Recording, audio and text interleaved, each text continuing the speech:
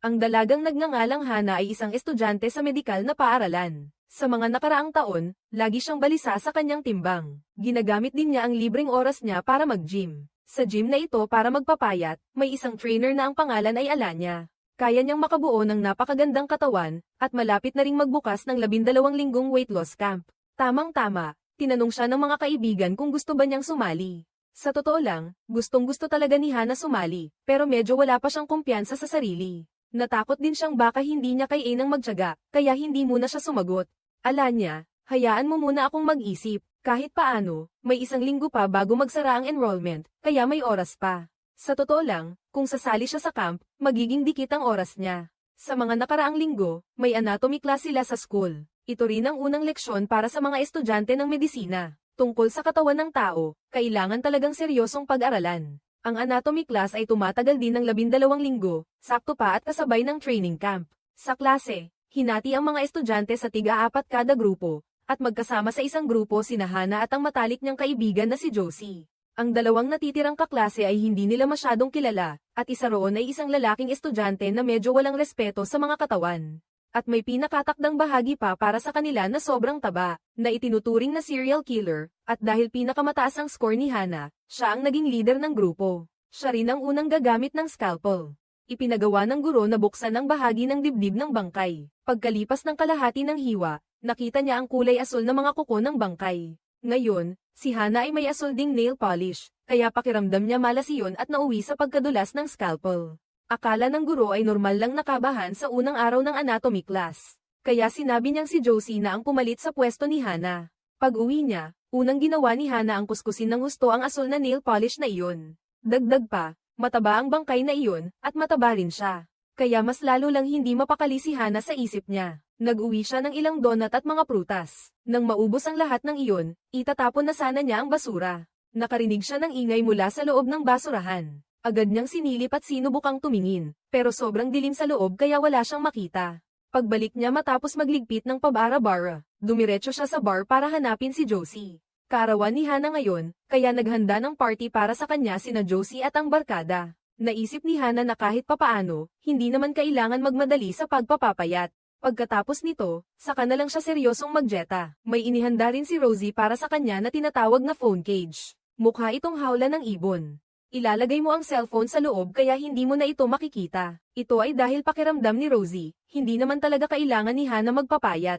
Pero naapektuhan siya ng mga impormasyon sa internet. Kung mananatili ka lang sa kasalukuyan mong kalagayan, ayos na iyon. Hindi mo kailangang pilitin ang sarili mo ng sobra. At higit pa roon, ang sobrang pagpapayat ay makakasama rin sa kalusugan. Sa oras na iyon, napansin ni Josie ang isang babae sa bandang bar counter. May isang babae na nakatingin kay Hana, at naisip ni Josie na baka may gusto iyon kay Hana. Agad niyang sinabi kay Hana na lumapit doon at makipag-usap, at alam ng lahat na si Hana ay lesbiana. Paglapit niya roon, hindi pa siya nakakapagsalita. Nauna nang bumati ang babae, tapos tinanong, kumusta na ang buhay mo? Matagal na rin, pero bakit hindi ka man lang nagbago? Mas maigi pa niyang tiningnan, at napagtanto niyang kaklase niya pala ito noong high school. Ang pangalan niya ay Melissa, at noon ay sobrang lapit nilang dalawa. Noon, mataba rin si Melissa, kaya medyo hindi mo-ari ni Hana. 1 o 2 taon lang na hindi nagkita, bakit parang ang laki ng ipinagbago mo? Hindi rin nagpaligoy-ligoy si Alisa at sinabi kay Hana na gumamit siya ng bagong gamot. Medyo mahal, pero talagang pwede nitong pababain ang timbang. Isa itong baliw na klase ng gamot na hindi pa dumaraan sa medikal na pagsusuri. Noong una, nagduda rin siya, pero ininom pa rin niya ang 2 dosis para subukan. Ang resulta, pamayat siya ng husto hanggang sa hindi na siya makilala pati ng sarili niya. Ibinigay niya kay Hana ang 2 piraso, 1 tableta para inumin ngayong gabi, at 1 tableta para bukas ng umaga. Ibig sabihin, kung makita mong umepekto, ipagpatuloy mo lang. Kung hindi maganda ang epekto, ituring mo na lang na inimbitahan kita at mga kaibigan mo. Wala nang kailangan pang magkahiyang magpakabait. Ngayong gabi, ituring mo na lang na huling binge mo bago magpapayat. Medyo nasobrahan sa pag-inom si Hana kaya pag-uwi niya, natulog na siya agad. Kinabukasan, paggising niya ay medyo lutang pa rin siya. Ang hindi niya napansin ay sa salamin ng banyo, may refleksyon ng isang matandang babae. Pagmulat niya, may matandang babae na nakatingin sa kanya mula sa silid, at napakaraming takeout box sa kwarto. Marahil ay mga binili niya kagabi mula sa bar. Dahil gutom na gutom siya sa gitna ng gabi, kinain niya ang lahat. Natakot siyang baka tumaba siya, kaya dali-dali siyang tumuntong sa timangan. Sa ngayon, 82 kilo siya, mas magaan ng 1 kilo kaysa kahapon. Dapat lang na kung kumain at uminom siya kahapon, mas tumaba siya, hindi ba? Naramdaman niyang may kakaiba, at nang pagnilayan niya ng kaunti, parang naintindihan na niya. Baka gumagana na ang gamot na ibinigay ni Melissa. Hindi ba sinabi ni Melissa kahapon na sobrang mahal ng gamot na iyon? Agad na naisip ni Hana na tanungin kung magkano iyon para maipadala niya ang bayad sa tao. Ang tableta na dapat inumin ngayong umaga, hindi pa rin niya nainom. Kung totoo man na mahal iyon, ibabalik ko na lang mamaya, sabi ni Melissa. Nag-message siyang nagsabi na ang gamot na iyon ay 5,000 bawat tableta. Pero sinabi niyang hindi na kailangan ni Hana magpadala ng bayad, dahil sa kasalukuyang timbang ni Melissa, hindi na rin niya kailangang uminom. Ang 2 tableta ay extra lang. Kaya hayaan na lang na ma-expire, sayang naman. Mas mabuti pang ibigay na lang sa iyo para magamit mo, kaysa sayangin. Pagkarinig ni Hana nito, mas gumaan ang loob niya. Pagkatapos magligpit sa bahay, dumiretso siya sa kinaroroonan ng mga magulang niya. Ang ama niya ay Australian, at ang ina niya ay Hapon. Hindi ba kaarawan mo ngayon, kaya dapat umuwi ka at kumain ng hapunan kasama ang nanay mo. Pagdating namin sa bahay, nag-i-install si nanay ng camera sa kwarto. Di na nagtagal, kailangan na niyang mag-travel para maiwan si tatay mag-isa sa bahay. Hindi siya mapalagay, kaya nagpakabit siya ng camera para at least panatag ang loob niya. Paalala rin ni nanay kay Hana na bawasan ang pagkain ng matatamis.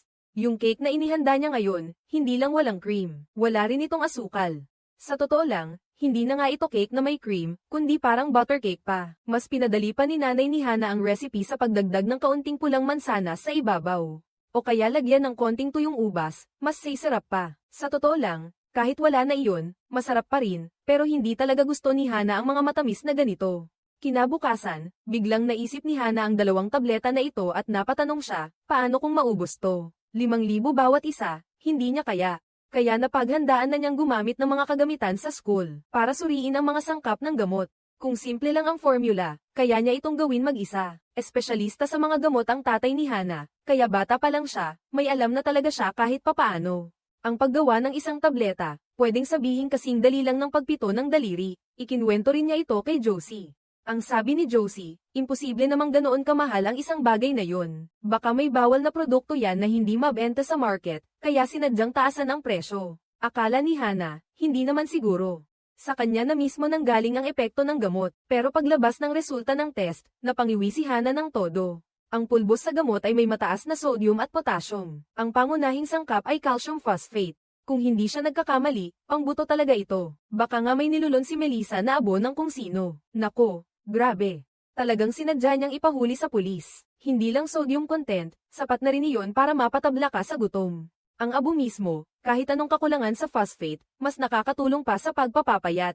Pagkatapos ng pagsusuri, nagbalik sila sa klase sa anatomy. Sa klase ngayon, pinapakuha ng guro ang isang piraso ng tadyang mula sa katawan.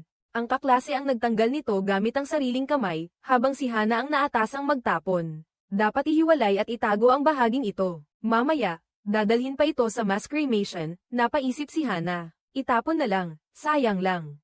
Gaya ko na lang, sunugin mo na tapos gawing iniinom na gamot, hintayin mo lang na umalis ang guro at ang mga estudyante, sa kanya palihim na kinukuha ang piraso ng buto. Pagkatapos, sasamantalahin ang bakanteng oras para sunugin ang buto at iuwi. Gilingin hanggang maging pulbos, ilagay sa maliliit na kapsula. Kung 2 kapsula ang iinumin sa isang araw, sapat na ang pulbos na ito para sa ilang buwan, tapos mayroon ka ng sikreto sa pagpapapayat. Nag-enroll din si Hana sa training camp. Gusto niya si Alanya, at gusto rin niya ang katawan na tulad kay Alanya. Sa tulong ng ehersisyo at gamot, may doble siyang suporta. Pakiramdam ni Hana, siguradong magtatagumpay siya kung araw-araw siyang mag-eehersisyo ng todo. Dahil nakakapagpabutam din ng gamot, nag-stock si Hana ng maraming pagkain sa ref. Ang ibinigay ni Alanya ay mga low-fat at low-calorie na pagkain. Pero para kay Hana, hindi sapat yun. Kaya kumakain pa rin siya ng kumakain. Paminsan-minsan, kumakagat siya ng tinapay at umiinom ng milk tea. Nung araw na iyon, pag-uwi niya, nagpapakulo siya ng tubig para gumawa ng milk tea. Bigla siyang nakakita ng anino ng tao sa refleksyon ng water heater. Nasa bandang banyo ito, pero nang lumingon siya, wala naman siyang nakita. Naisip niyang baka gutom lang siya at naghahalusinate, kaya hindi na niya pinansin. Sa mga sumunod na araw, bukod sa pagkain ayon sa meal plan ni Alanya, araw-araw ding sumasalo si Hana ng napakaraming pagkaing mataas sa calorie. Pero gutom na gutom pa rin siya. Kahit anong kain, parang kulang pa rin. Mabilis ding bumaba ang timbang niya, sa loob lang ng mahigit 1 linggo. Malaki ang ibinaba ng bewang niya, at ang bilis talaga ng takbo ng panahon. Pagkalipas ng 2 linggo, pamayat na si Hana hanggang 70 kilo na lang. Hindi makapaniwala si Alanya. Sa loob ng 3 linggo, higit 10 kilo ang nabawas, halos kalahating kilo bawat araw. Napakahirap nito, pero dahil malaki ang panimulang timbang niya, hindi naman imposible ang mabilis na pagbawas. Medyo masaya rin si Alanya para kay Hana at tinanong niya ito, pwede ba kitang kunan ng picture, tapos ay post sa social media, para makita ng lahat ang pagbabago mo. Pumayag si Hana. Sobrang saya niya, ngingiti-ngiti siya at mas kumpiyansa na rin. Pero habang tumatagal, mas dumarami ang mga kakaibang nangyayari sa bahay. Madali siyang makarinig ng mga kaluskos mula sa banyo. Madalas din niyang tingnan ang refleksyon sa water heater. May nakikita siyang malabong anino ng tao sa harap ng pinto ng banyo. Para malaman kung ano ang nangyayari, naglabas siya ng malaking salamin. Pero hindi sumasalamin sa salamin ang kahit ano. Magkatabi lang ang salamin at water heater, halos magkapareho pa ang anggulo. Pero sa water heater, may nakikita siya. Sa salamin, wala. Naghinala si Hana na baka metal lang ang nakakasalamin. Kaya kumuha siya ng kutsilyo. Sa kutsilyo, tama nga, may refleksyon. Nakita rin niyang malinaw na ang nilalang na lumilitaw sa bahay niya ay ang donor na bangkay sa anatomy lab. Kinabukasan, sa anatomy lab sa school, dumating ang nanay ni Hana sa bahay para hanapin siya. Nakabili na siya ng plane ticket at naghahanda ng maglakbay. Mga 2 o 3 linggo pa bago siya bumalik, kaya noon niya pinakabit ang camera. Sa pagpunta ko ngayon kay Hana, sasabihin ko na umuwi siya minsan sa 1 linggo para mamili ng mga gamit. Medyo abala kapag pinapabalik-balik ko si tatay. Pero sa bahay, kaya naman niyang asikasuhin mag-isa ang lahat. Ayaw ni Ana pag-usapan ang relasyon niya sa mga magulang niya, dahil sa totoo lang, hindi rin naman ito maganda. Sobrang bigat nito para sa kanya, kaya wala na siyang ganang kumain at puro takeout na lang ang kinakain. Merienda ng merienda para di gutuman, tapos matutulog hanggang magising kinabukasan. Parang hindi na makagalaw si Hana. Pagmulat niya, nakita niyang may nakahigang bangkay doon. Nasa ibabaw pa ng ulo natin, at dinidiin ka pa niya ng husto. Ang tanawing ito mismo ang gumising kay Hana mula sa pagkakatulog. Ang paggamit ng gabing iyon, kasabay ng panaginip ngayon. Kaya hindi niya lubos na maintindihan kung ano ba talaga ang nangyayari. Kaya ba matapos niyang inumin iyon, nagsimulang mabuo sa puso niya ang guilt at takot. Pero bakit nga ba? Ilang araw pagkatapos noon, naroon pa rin ang pakiramdam na iyon sa kanya. At habang kumakain siya ng kumakain, mas lumalala ang pagbaba ng timbang niya. Pagdating ng ika-7 linggo, bumagsak na lang siya sa 50 kilo. Matapos tingnan ni Alanya ang mga resulta ni Hana, nagpa siya siyang makipag-usap sa kanya ng sarilinan. 7 linggo tapos mahigit 30 kilo ang nabawas, imposible na yun sa totoo lang. Sa tingin niya, siguradong gumamit si Hana ng gamot o nagutom ng husto. Bilang coach, may responsibilidad siya sa estudyante niya. Pinayuhan niya si Hana na itigil agad ang kasalukuyang paraan. Huwag ka nang tumaangga pa sa sulok na yan, baka may mangyari talaga sa katawan mo. Sabi ni Hana kay Alanya, nag-eehersisyo lang naman ako at sumusunod sa diet plan na ibinigay mo. Wala na akong ibang ginagawa, at hindi ko rin matanggap ang hinala ng iba. Pagkarinig nito, napatahimik si Alanya at sandaling hindi alam ang sasabihin. Kaya pansamantala na lang niyang iniwan ang gym at lumabas. Bumili ulit si Hana ng sandamakmak na high-calorie na pagkain. Kasi tuwing nagugutom siya, parang nakikita na naman niya ang bangkay na iyon. Kaya sa totoo lang, laging may baon na merienda sa bag niya. Pero pag uwi niya, pagkuha pa lang niya ng sneakers para kainin. Naalala na naman niya si Alanya. Gusto ni Hana si Alanya, at ayaw niyang maging babae na minamahal lang sa labas pero parang sa loob ay hungkag. Kaya nagdesisyon siyang babaguhin na niya ang kasalukuyang mga gawin niya sa buhay. Kahit anong pilit niyang pigilan ang sarili, ang bangkay na iyon, hindi niya mapigilan. Binasahan pa siya agad ng isang energy bar at parang sinasabing, bilis, kain na gutom na ako. Sa totoo lang, pagdating sa self-control, kung walang kaibigan na nanunukso, medyo madali pa rin itong kontrolin. Pero ngayon, nandito na mismo sa tabi niya ang energy bar. Hindi na rin nakatiis si Hana, at matapos niyang kainin ang isang bar, ramdam niyang mas gaman ang katawan niya. Pero dahil hindi pa busog ang nilalang sa loob niya, binagsakan pa siya ng isa pang crispy snack. Paulit-ulit siyang tinutokso, hanggang sa tuluyan nang bumigay si Hana. Parang wala na talagang kontrol ang katawan niya. Yamakap siya sa mga bagong bili niyang merienda at isinuksok iyon sa loob ng bag para ubusin. Habang sinasawatan niya ang mga binili niya kanina, sa klase ng anatomy, may natuklasan si Hana. May nakitang bukol sa atay ng bangkay. Hindi pa nila alam ang sanhi, kaya tinawagan nila ang propesor. Ayon sa propesor, ito ay huling yugto ng cancer sa atay. Malaki ang posibilidad na namatay ang nag-donate ng bangkay dahil sa cancer sa atay. Pagkarinig nito, biglang nakaramdam ng hindi komportable si Hana. Natakot siyang baka pati ang mga cancer cell ng dibdib niya, kung ininom niya iyon, damaykit din. Hindi pa nga natin sinasabi kung may epekto o wala, parang ang dumi na pakinggan. Ngayon ang usapan nila ni nanay, uuwi siya para magdala ng ulam kay tatay. Pagkatapos ng klase, nagpa-deliver si Hana ng pagkain diretso sa lugar ni tatay. Wala naman siyang kailangang sabihin pa kay tatay. Nai-deliver na ang pagkain, alis na agad siya, ni kutsara at pinggan hindi na rin niya dinala para sa matanda. Mainit ang loob ni Hana na pumunta sa gym.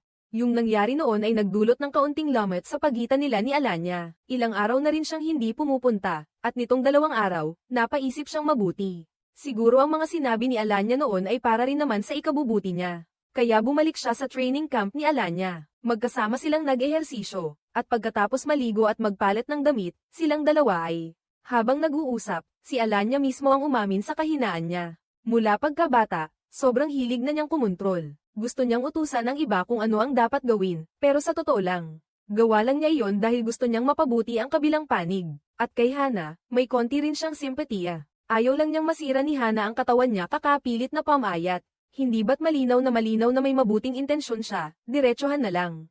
Pagkatapos nito, bumalik na rin sa dati ang relasyon ng dalawa. Mas gumanda pa nga ng kaunti. Si Alanya ang lumapit, itinulak si Hana sa pader, at hinalikan siya. Parang senyales ito para kay Hana na baka pwede pang umabot sa mas malalim na bagay ang samahan nila ni Alanya. Baka dahil pamayat at gumanda na siya kaya siya nabigyan ng ganitong pagkakataon. Kung kakain ulit siya ng mga high-calorie na pagkain tulad ng dati at madiskubre siya ni Alanya, siguradong iiwas na naman si Alanya sa kanya. Kaya determinado na ring itapon ni Hana ang lahat ng merienda niya, kahit gabi-gabi na lang siyang kumakain ng diet food. Kaya naman niyang tiisin ni Hana, pero ang bangkay na iyon, hindi niya kinaya. Paulit-ulit nitong binubuksan ang pinto ng ref, para bang pinapasok siya sa loob at pinaghahanap ng pagkain. Nang makita ni Hana ang matatamis na laman ng ref, nagsimula na rin siyang maluha. Kinuha niya ang isang chocolate bar. Sakto sana niyang kakainin, pero nagkaroon na naman ng labanan sa isip niya. Sa isang banda, gusto niyang kumain. Sa kabila, ang pagmamahal. Talagang mahirap pumili. Pag-isipan mo lang sandali, napagtanto niyang ang matinding pagnanasa niya sa matatamis ay isa palang suliraning psikolohikal. Sa totoo lang, kahit hindi na niya kainin iyon, wala rin namang masama, kaya itinapon na lang niya ang chocolate bar. Pero sa mismong sandaling iyon, may ungol na biglang narinig sa likuran niya. Nang buksan ni Hana ang takip ng pressure cooker at silipin, nakita niya. Nakabuka ng malaki ang bibig ng bangkay na nagdonate. Nakatayo ito mismo sa likuran niya at mukha itong labis na galit. Sa sobrang takot, tumakbo agad si Hana sa kwarto at nagkubli sa ilalim ng kumot. Pero ang hindi niya inaasahan, may isang misteryosong puwersa. Binuksan nito ang pinto at papalapit na sa kama. Sa totoong buhay, hindi niya ito makita. Wala pa siyang oras para maintindihan kung ano ang nangyayari. Biglang may naramdaman siyang may tinatapakan ng paa niya. Sumigaw si Hana na lumabas ang kabila at hinayla pa ang mga gamit para harangan ng pinto at makatulog uli. Akala niya ay tapos na ang lahat, pero sa totoo lang, ang pagpapakain mismo ni Hana sa sarili niya ay parang binibigyan niya ng isa pang pagkakataon. Kung hindi siya kakain, mapapahawak siya sa kung ano-ano at mapipilitang kumain. Kung siya ang kakain para sa sarili niya, siya pa rin ang may kontrol sa kung ano ang kakainin. Kapag pinakain siya ng iba, hindi mo alam kung ano-ano pa ang ipapakain sa kanya. Hindi mo alam kung gaano karami ang kailangang kainin ni Hana habang wala siyang malay. Nilimas niya pati lahat ng nasa ref, kahit ang tira-tirang gulay na nakalimutan sa lababo. Habang nagluluto pa, tuloy-tuloy din niyang isinusubo. Dahil dito, pakiramdam niya may mali talaga. Kinabukasan, nakipagkita na siya kay Melissa. Nang makita niyang pamayat ng gusto si Hana, tuwang-tuwa rin si Melissa para sa kanya. Tinanong pa niya kung nakabili na rin ba ito ng gamot na iyon. Sinabi ni Hana kay Melissa na hindi yun gamot, kundi abo ng tao. Pag-inom niya nito, ang dami niyang naging side effect. Halimbawa, palagi siyang gutom at kung ano-anong bangungot ang napapanaginipan niya. Noong nakaraang gabi, panandalian din siyang nawalan ng alaala. Tinanong niya si Melissa kung naranasan na rin ba nito ang ganitong side effect. Sabi ni Melissa, bangungot at biglang paggising lang daw ang naranasan niya. Parang may taong nakatitig sa kanya sa loob ng bahay. Minsan, may narinig pa raw siyang sipol sa labas ng pasilyo. May sipol na may kasamang tugtog na parang luma at nakakakilabot. Noong una, akala niya kaklase niya lang iyon. Pero wala naman sa bahay ang kaklase niya noong araw na iyon. Pero lahat ng sintomas na iyon ay nawala rin nang itigil niya ang pag-inom. Napaisip si Hana na kung sabay naman nilang ininom ang iisang bagay. Imposibleng ganito kabigat ang dinaranas niya habang siya, parang wala lang. Dahil dito, naghinala siyang baka may problema ang katawan niya mismo. Kaya nagpa-general check-up siya sa ospital. Sa resulta ng tests, iisang value lang ang may problema. May bukol sa kanyang pancreas si Hana. Napakaliit lang ng problema, hindi naman malaki, kaya hindi rin inirekomenda ng doktor ang operasyon. Gustong tanungin ni Hana ang doktor kung ang bukol ba ang dahilan ng kanyang paglalakad ng tulog. At ng panandali ang pagkawala ng alaala, pero sabi ng doktor, hindi raw iyon ang dahilan. Sinabihan siyang umuwi muna at ayusin ang routine niya sa araw-araw. At tingnan kung baka sobrang stress lang ang dahilan. Kung ganyan pa rin sa susunod na linggo, pwede siyang magpatingin sa psychiatry. Bibigyan din siya ng kaunting pampakalma para subukan muna nitong mga nakaraang araw. Madalas ding nakararanas si Hana ng guni-guni, na kahit ano ang makita niya ay parang pagkain. Ngayong araw sa klase sa anatomy, nagkaroon na naman siya ng guni-guni na ang mga lamang loob ay naging tinapay. Gugupitin lang niya ng kaunti, tapos ipapasok ang kamay para kuhanin. Ang sobrang lambot nito, kahit tingnan lang, nakakatakam na. Napes-index sa gulat ang mga kaklase niya dahil sa ginawa niya. Kung hindi lang siya sinigawan ni Josie, malamang naisubo na ni Hana ang mga lamang loob na iyon. Nang makita ni Josie na palala ng palala ang lagay niya, napatanong na lang siya kung ano ba talaga ang nangyayari. Huwag mong sirain ang katawan mo ng ganito dahil lang sa pagbabawas ng timbang. Para ka lang nagpapahirap sa sarili mo nang walang kapalit. Maganda naman ang layunin mo, pero ayaw lang talaga itong pakinggan ni Hana. Naisip niya na kahit ngayong sobra na ang bigat ng pakiramdam ng katawan niya, ay sulit pa rin lahat ng ito, dahil ang pakiramdam na pumapayat ka ay grabe, ang sarap sa feeling. At least nakuha pa niya ang atensyon ni Alanya. Ngayong gabi pagkatapos ng klase, pupunta pa siya sa bahay ni Alanya para maghanda silang uminom. Sa usapan nila, malinaw na talaga ang nasa puso ng dalawa. Ang pag-inom at usapan ay simula lang. Para bang pambungad na kanta lang. Sa susunod, hindi ba mas magiging malapit na tayo nito? Ang ibig sabihin ni Hana, bakit hindi na lang tayo diretsong kumilos, imbes na paikot-ikot pa? Kapag may alak, mas lumalakas ang loob. Kaya diretso na tayo sa punto. Pumunta na tayo sa silid na iyon, tapos kayong dalawa na lang ang pumasok dito.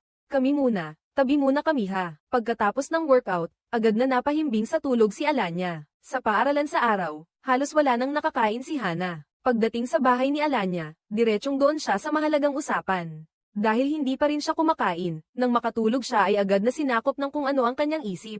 Kaya na naginip siyang bumaba sa kusina para maghanap ng pagkain at nagkalat doon. Ang bahay ni Alanya ay parang kulungan ng baboy.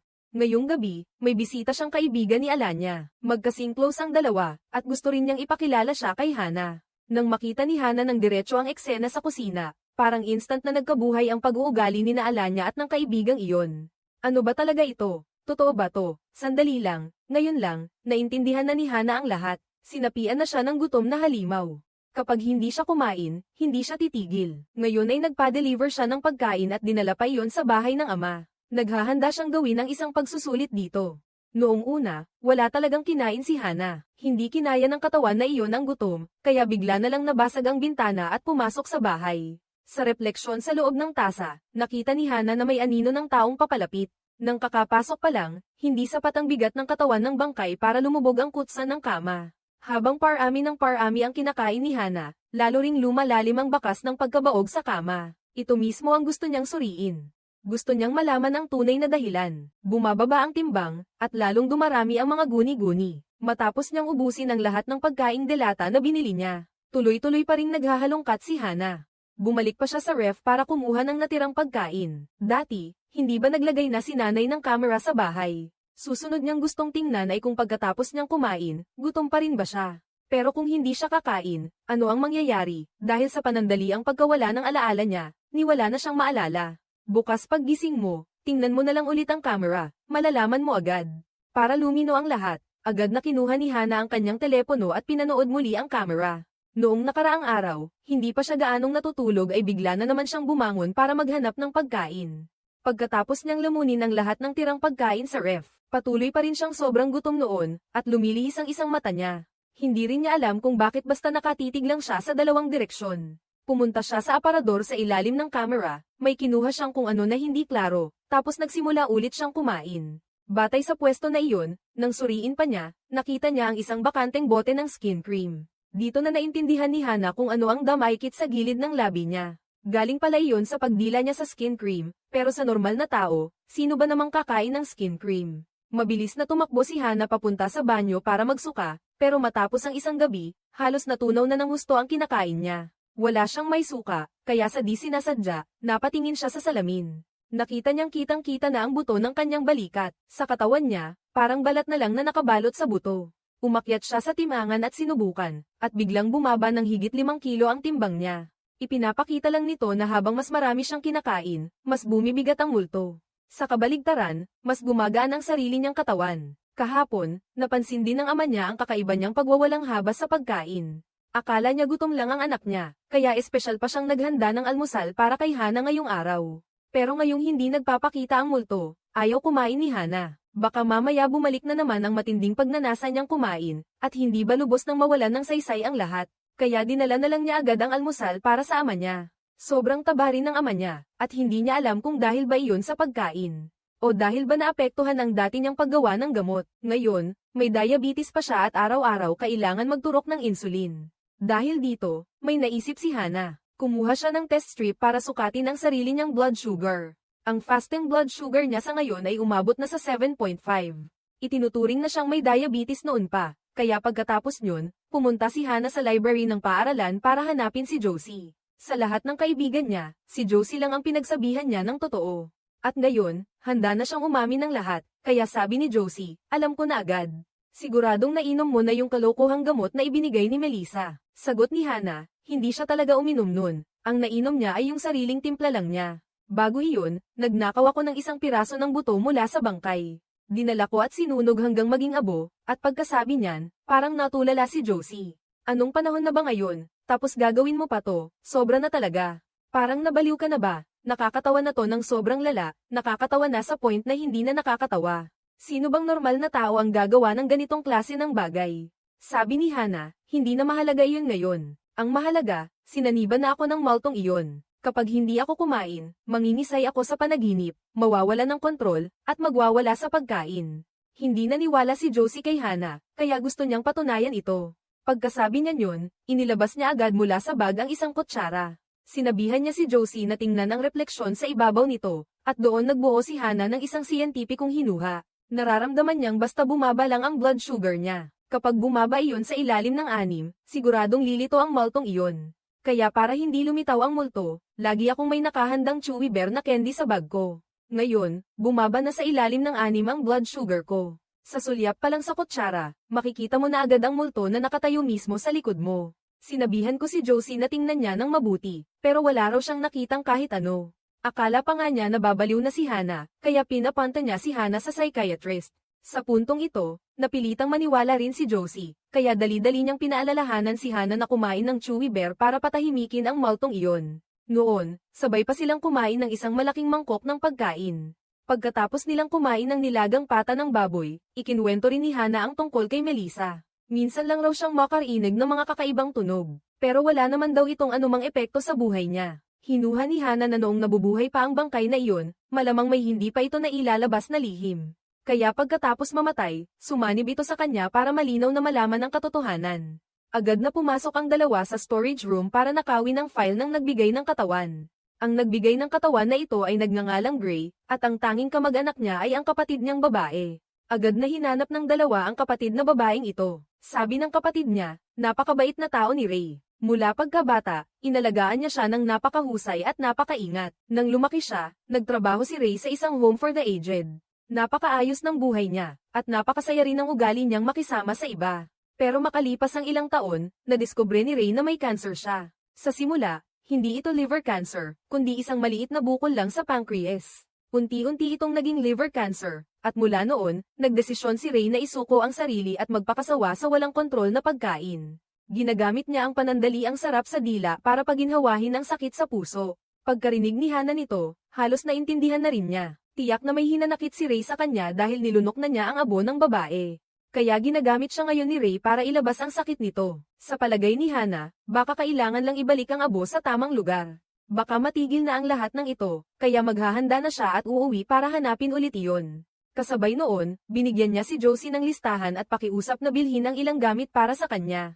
Noon, kakauwi lang ng nanay niya mula sa biyahe, at dahil sa dating pagmamagi ni Hana, sobrang magulo ng bahay. Kaya inayos iyon ng kaunti ng nanay niya, at nang makita niyang pumapayat si Hana, natuwa siya ng husto. Pero nang hinawakan niya ito, saka lang niya napansing sobrang buto na ng katawan ni Hana. Sa sandaling iyon, tuluyan nang nawala ang saya niya. Nag-alala siya na baka may problema ang katawan ng anak niya, pero wala nang oras si Hana para magpaliwanag sa nanay niya. Mabilis siyang tumakbo para hanapin ang kahon ng buto, yung kahon na ginamit niya noon para sa bakanteng laso. Ngayon, inaayos ng nanay niya ang banyo. Hindi niya alam kung ano ang nasa loob kaya itinapon niya na iyon.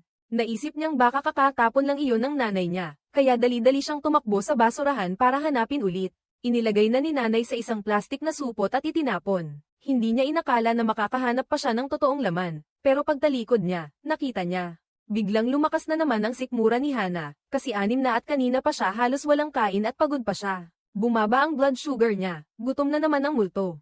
Kanina pa kasi hindi siya nakadaan sa grocery. Wala ring kahit anong makakain sa bag, kaya napilitan siyang tumakbo agad. Umuwi na lang siya at tiningnan kung may laman pa ang ref. Last time kasi halos naubos na niya lahat. Ngayon, konting margarina na lang ang natitira sa bahay. Mga patatas at kung ano-anong tira-tira na hindi naman niya masyadong pinapansin. Pagpasok ni nanay para hanapin siya, nadatnan niyang kakalabas lang ng lalaki at hawak nito ang resulta ng ultrasound. Tinanong niya si Hana kung may tumor ba na naging dahilan ng biglaang pagbagsak ng timbang niya. Sinabi ni Hana sa nanay niya na benign ang tumor at hindi ito nakaaapekto sa katawan. Pagkasabi niya nito, bigla siyang may napansin. Sabi ni Gray noong una, may maliit ding bukol sa pancreas niya. Tama ba? Posibleng ang tumor na ito mismo ang nakakabit at siyang dahilan kung bakit parang nakadikit si Gray sa kanya. Habang pinag-uusapan nila iyon, may narinig si nanay nakatok sa labas at agad siyang lumabas para buksan ang pinto. Kumampay si Gray at sinampal siya, kaya nawalan agad ng malay si nanay sa mismong lugar. Pagkatapos, pumasok siya ng padabog sa bahay ni Hana. Hindi na niya gustong tumakbo o umiwas, kaya nagsimula siyang mangutya. Sinabi ni Gray na isa lang daw siyang basura na walang nagmamahal. Hindi pa man siya tapos, nagalit na si Gray at sumugod para sunggaban ang buhok ni Hana. Parang gusto niyang baliin ang gulugad nito. Sobrang delikado ng sitwasyon. Hindi na inalintana ni Hana ang sakit at buong lakas siyang humila pasulong. Nagpumiglas ang dalawa hanggang mapunit ng tuluyan ang hibla ng buhok na iyon. Nabitawan si Hana at bumagsak ng sobrang sakit. Pagbangon niya, sinipa ulit siya ni Ray sa paa. Pagkatapos, dahan-daang dinagana ng buong katawan niya hanggang wala na talaga siyang magawa. Kaagad na uminom si Hana ng pansamantalang solusyon para maitulak palayo si Ray. Hindi na talaga pwede itong inumin. Dali-dali siyang samuka sa lababo. Alam din niyang hindi magtatagal, magpapakita na naman si Gray. Habang wala pa siya, tumakbo si Hana palabas ng convenience store. Naghanap siya ng fruit juice na may pump, binuksan niya agad at tinungga diretso sa bibig. Pagkatapos niyang uminom, kumuha pa siya ng ilang matatamis na pagkain na dala niya. Para may panlaban sa biglaang pag-atake, tumawag din siya kay Rosie. Sinabihan niya si Rosie na hanapan siya ng kaunting pampatulog, tapos magkita sila makalipas ang kalahating oras sa laboratory entrance ng paaralan. Habang bumibili pa si Rosie ng gamot, dumiretso na si Hana sa dressing room at palihim na kinuha ang susi ng room ng guro. Pagdating ni Josie, tinanong din siya nito, para saan mo naman gagamitin ang pampatulog? Hindi na nag-explain si Hana, sinabi lang niya kay Josie na ibalik ang cellphone niya. Hindi ba ibinigay na ni Josie ang cellphone case na parang kulungan noong birthday niya? Inilagay ni Hana sa loob ng case ang passcard at cellphone, saka mahigpit itong nilock, para siguradong hindi masisira ni Josie ang plano niya. Matapos iyon, pumasok siya sa laboratory at isinara ang pinto. Pagkalak ng pinto, ininom niya ang pampatulog hanggang manhid ang pakiramdam niya. Sa isip niya, siya mismo ang magtatanggal ng tumor sa sarili niya. Naniniwala siyang si Ray at siya ay talagang nakaugnay. Magkakabit sila dahil sa tumor sa pancreas niya, kaya kailangan lang niyang putulin iyon. Siguradong mawawala na sa paghabol sa kanya si Ray. Kapag pamalya ito, buhay niya ang kapalit, parang laro lang. Ubus na ang pakiusap ni Josie na huwag na niyang gawin iyon, pero matigas talaga si Hana. Inayos niya ang oras sa cellphone case para sakto sa kaso na matagalan ng operasyon. Kung mamamatay siya dahil sa sobrang pagdurugo, mas mabuti nang si Josie ang nasa labas bilang backup. Pagkasabi niya nito, tinurukan ni Hana ang sarili ng isang turok ng insulin para pababain ang blood sugar niya. Ang sobrang dami ng gamot ay pwedeng magdulot ng pagkawala ng malay, kaya pati iyon ay inihanda na niya. Kahit magpakita pa si Ray, hindi na nito mapipigilan ang katawan niyang kumain. Bukod pa roon, sa morgue, saan ka naman kukuha ng pagkain? Makalipas lang ang ilang sandali, nilamon ng pagkahilo ang isip ni Hana at tuluyan siyang pumasok sa isang kakaibang panaginip. Sa loob mismo ng tambakan ng basura, may koneksyon ang panaginip na iyon at ang realidad. Sa panaginip, inaasikaso ni Hana ang sarili niya, pero sa totoong buhay, gumagana rin ang tiyan niya. Katatapos lang niyang maghanda para ituloy ang gagawin nang lumapit si Gray. Sobrang gutom niya, kaya kinapitan niya ang binti ni Hana at hinayla ito palapit, parang gusto niya siyang kainin ng buhay. Itinaas ni Hana ang kamay para lumaban, pero sobrang hina at basa ng lakas niya. Hindi niya ito mapigilan, at hindi niya maintindihan kung bakit biglang naglaho si Ray. Kasabay nito, may isang supot ng basura na inihagis kay Hana, kaya napatingala siya. Ang naghagis ng basura ay ang sarili niyang dating ako. Noong nakaraang mga linggo, matapos niyang itapon ang bungkos ng donut, napatingin siya pababa sa isang tanawin na parang snapshot ng nakaraan. Eksaktong eksena iyon noong araw na iyon, nang matapos na ang oras ng lock ng cellphone case. Dumating si Josie at sinampal si Hana ng malakas, kaya nagising siya ng tuluyan. Totoo, marami na siyang nawalang dugo, pero hindi pa naman iyon delikado sa buhay. Ang 12 linggong kurso sa anatomy ay natapos na, at ang lahat ng katawan ng donor ay maayos nang na-cremate at nailibing. Nagsagawa rin ng paaralan ng isang memorial service. Inanyayahan ng lahat ng estudyante sa medisina kasama ang mga pamilya ng mga donor. Doon lang tuluyang bumitaw si Hana sa bigat na pasan niya. Natapos din sa wakas ang lahat. Pagkatapos ng klase, dumaan muna siya sa bahay ni Alanya. Medyo nakakahiya naman, kakakain mo pa lang tapos nanira ka pa ng bahay ng tao. Kaya bumili na lang siya ng kaunting pagkain para ibigay kay Alanya, at hindi naman ito nagalit.